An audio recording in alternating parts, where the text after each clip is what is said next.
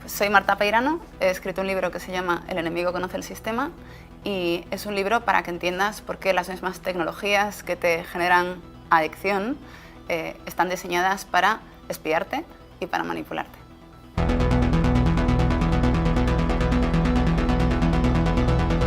Muy fácil de explicar la relación entre las grandes empresas de Silicon Valley y el gobierno norteamericano. Primero, porque han sido financiadas por el gobierno norteamericano y segundo, porque están gestionadas por la regulación norteamericana. Incluso cuando no pagan impuestos allí, ¿no? Porque pagan impuestos en Irlanda, por ejemplo, son empresas que están vinculadas al derecho estadounidense y entonces tienen una serie de servidumbres con respecto al gobierno norteamericano que no tienen en Europa.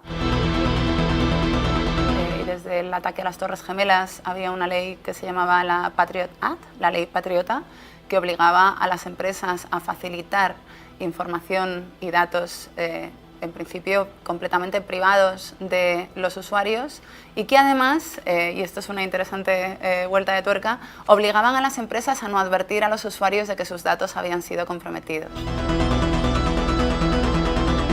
Pues estamos hablando, en principio, de cualquier empresa estadounidense, pero muy en concreto de las que tienen miles de millones de usuarios fuera de Estados Unidos, como por ejemplo Facebook, como por ejemplo Google, o como incluso, por ejemplo, Apple o Microsoft o Amazon.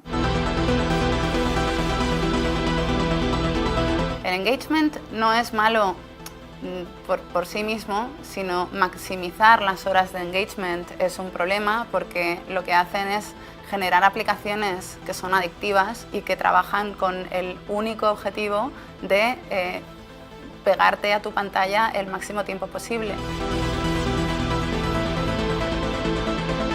Que nosotros sepamos, hay tres maneras estrictas de localizarnos por el móvil.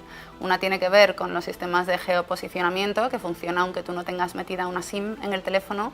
Otra tiene que ver con la triangulación de las antenas que te dan servicio, ¿no? Que es algo que pasa automáticamente para que tú tengas servicio y puedas recibir tus SMS y puedas recibir tus WhatsApps y también tus llamadas. Y luego, dentro de esto, hay un sistema de localización vinculado a tu tarjeta de radiofrecuencia, que es la tarjeta Wi-Fi, por la cual hay objetos a tu alrededor que están constantemente comunicándose con ella y que entre todos, bienvenidos al Internet de las Cosas, están dando una geolocalización muy específica de tu teléfono. Es imposible saber cuánto saben sobre nosotros las grandes empresas tecnológicas porque no solamente es la información que recogen sobre nosotros, sino la información que infieren con los datos que tienen, no solamente sobre nosotros, sino sobre toda la gente que tenemos alrededor. Es decir, si yo voy a una manifestación, ¿no? Pues hay varias aplicaciones, varias empresas y varias operadoras que saben dónde estoy yo. Pero si solamente tienen información sobre mí, esa información no es contextual, no pueden inferir a dónde voy y con quién voy, ¿no? Pero si saben dónde está todo el mundo, entonces ya pueden concluir que está ocurriendo una manifestación que según el número de personas no es un, digamos, encuentro fortuito, pensemos en los países donde la libertad de asociación no existe, ¿no? Sino que es un encuentro político porque hay a lo mejor pues, más de 15 personas o más de 20 o más de 100 o más de 1000, ¿no? Y quiénes son esas personas y de dónde vienen y con quién están hablando cuando llegan, ¿no? Y con quién hablan después y en qué casa se reúnen cuando acaba la manifestación o en qué sitios se meten cuando les persigue la policía. Toda esa información es contextual y es lo que llaman los metadatos y es la información más importante que hay. Los contenidos de nuestras comunicaciones son bastante irrelevantes. ¿Qué es lo que les interesa? Es a quién llamamos, cuánto tiempo les llamamos, dónde estábamos cuando lo hicimos, a dónde vamos después. Es decir, les interesa lo que ellos llaman información, no los datos. Ellos cogen los datos y utilizan esos datos para cocinar información. Y esa información es la que ofrece un conocimiento sobre nosotros que nosotros mismos no tenemos.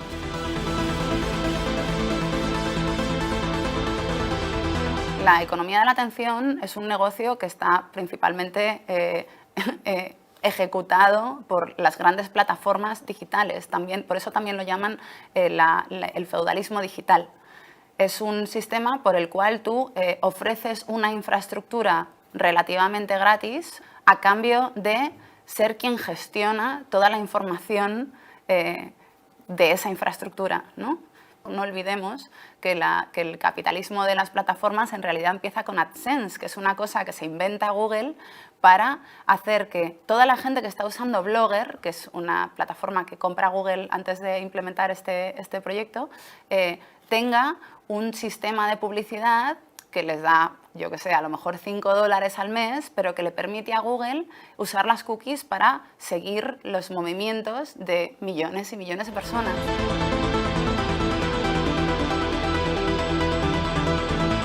Instagram. 0. WhatsApp. 0. Facebook. 0. Google.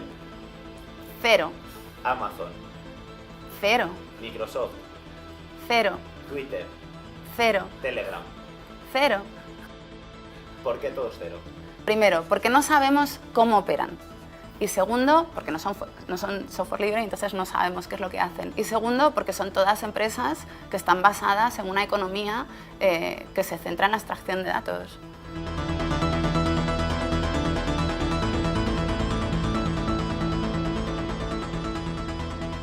Es difícil decir con total exactitud cuántas y cuáles, pero en principio de la lista que me has dado sabemos que todas las norteamericanas tienen vínculos con el Departamento de Defensa.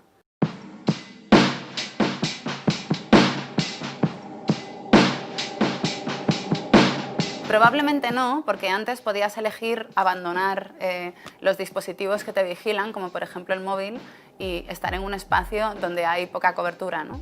Pero ahora la red de vigilancia ha escalado a sistemas de reconocimiento facial gestionados desde satélites, que son como el ojo de Dios.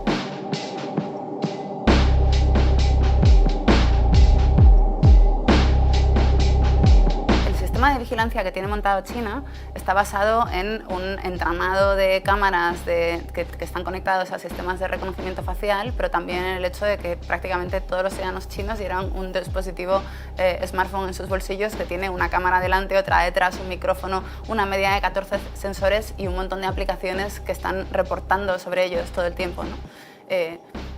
Una de las cosas que suelo decir es que aunque el sistema de crédito social chino, que es lo que más nos escandaliza, ¿no? Que está basado, que ya no es un sistema de vigilancia, sino un sistema de reeducación de la ciudadanía, por el cual toda la información que recoge el gobierno chino sobre los ciudadanos es utilizada para darles y quitarles puntos de ciudadanía que a su vez tienen un impacto directo sobre sus habilidades en el mundo, ¿no? De acceder a nuevos puestos de trabajo, de comprarse una casa, de recibir un crédito, de tener una cobertura médica, de que sus hijos vayan a un buen colegio o no.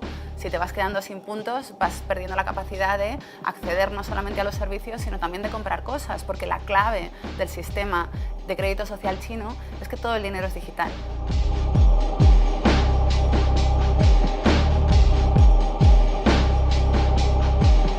Estados Unidos, por ejemplo, tiene un sistema, ellos dicen que tiene un sistema de crédito social muy parecido porque tu historial, tu dossier también te perjudica en el futuro, ¿no? Hace que las cosas sean más caras o que los servicios sean más o menos accesibles, etcétera, etcétera. Y los chinos lo que dicen que al menos tú tienes una aplicación que te dice cuántos puntos tienes, mientras que en Estados Unidos lo tienes que adivinar o tienes que llevar a juicio a las empresas de recursos humanos para que te expliquen por qué no te han cogido para un trabajo y a esta otra persona menos cualificada sí, ¿no? Pero yo lo que digo siempre es que digamos que los dos modelos utilizan la misma tecnología. Los chinos no han inventado una tecnología distinta de la que estamos usando nosotros. Lo que pasa es que la usan de una manera digamos, más ordenada, ¿no? Más sistematizada y más supercentralizada. Lo que pasa es que las tecnologías que usamos en Occidente también están centralizadas, no en el gobierno chino, sino en un número muy, muy pequeño de empresas.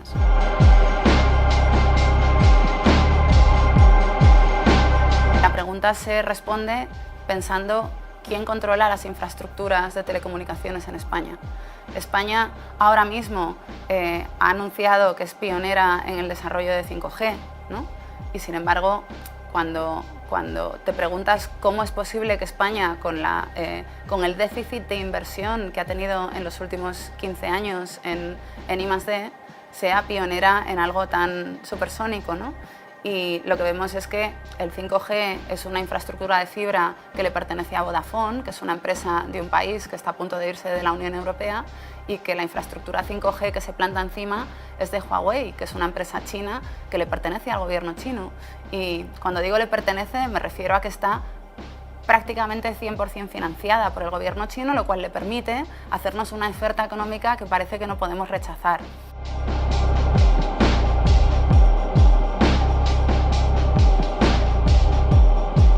¿Por qué en España no existe el debate? No lo sé, me lo pregunto todos los días.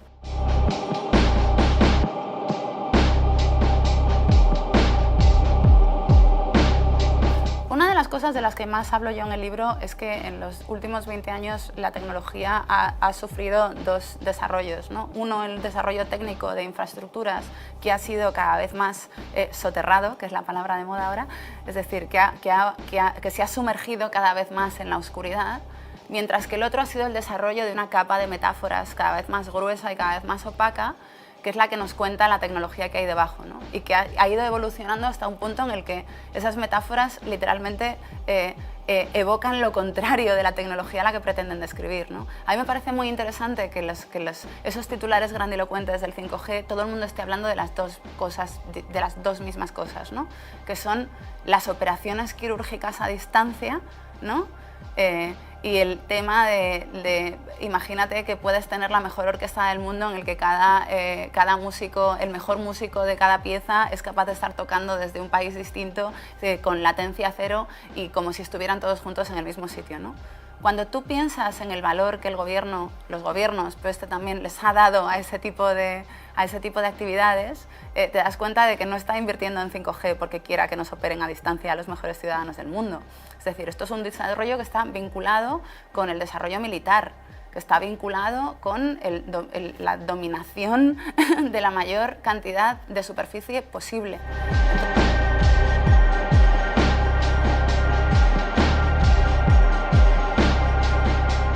Steve Jobs es un visionario tóxico porque es un genio, pero es un genio del mal. Es un genio de los negocios, es un hombre con una capacidad de reinvención absoluta y con una visión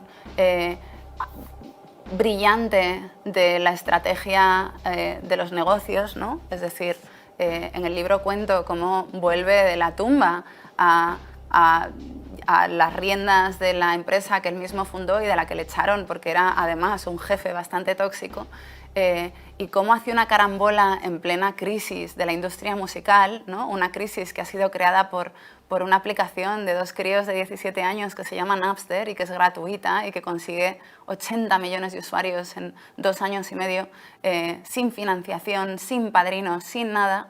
Y entonces él consigue no solamente volver a su empresa, sino que consigue coger la energía de Napster, que en ese momento se convierte en el fenómeno cultural y social más importante de Internet, la primera gran red social de Internet, y coger esa energía y adoptarla al mismo tiempo que se carga Napster. No se lo carga él, evidentemente, sino que consigue que las discográficas le hagan el trabajo sucio, que es perseguir a sus propios clientes, a los propios melómanos, los persiguen con todos los recursos que tienen, mientras que él construye una plataforma en la que le coge las llaves del coche a las discográficas y se va con él.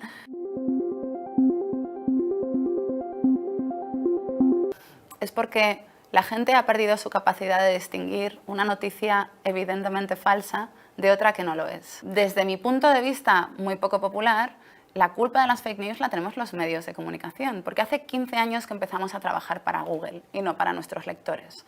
Y a medida que hemos ido perdiendo nuestra capacidad de generar dinero a través de publicidad, porque nos la ha quitado Google y porque nos la ha quitado Facebook, hemos ido trabajando cada vez más para los algoritmos de recomendación de las plataformas digitales. Y esos algoritmos lo que exigen es que hagas titulares con más gancho, con más cortos, los 10 mejores estos, ¿no? Esto que nunca